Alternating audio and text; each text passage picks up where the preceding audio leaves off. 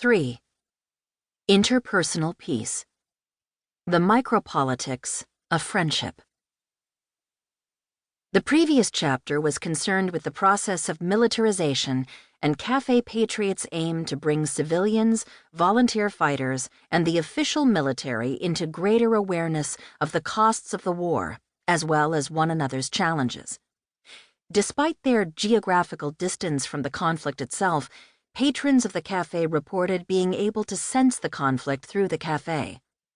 Even though authorities in Lviv, where the cafe was located, wanted to invisibilize the conflict then, it was palpable for those who frequented Cafe Patriot. In this chapter, we consider a realm of sociality closely related to the cafe: friendship.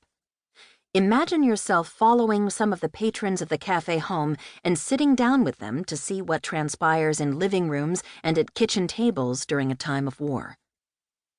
One of the most troubling features of the conflict in Donbas for those who experienced the intersecting forces of military conflict and national rhetoric was that it reconfigured relationships among people who knew, or at least thought they knew, one another.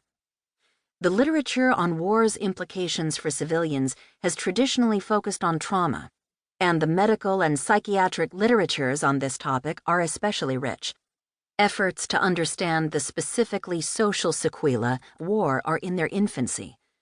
This is unfortunate because, as Halpern and Weinstein pointed out, it is the interpersonal ruins, rather than the ruined buildings and institutions, that pose the greatest challenge for rebuilding society.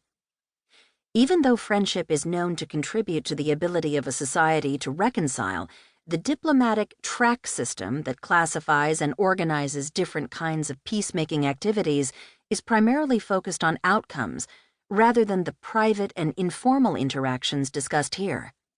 Additionally, the works that do address relationships tend to be concerned with unexpected violence among neighbors, colleagues, or former friends, as books with titles like Killing Your Neighbors attest.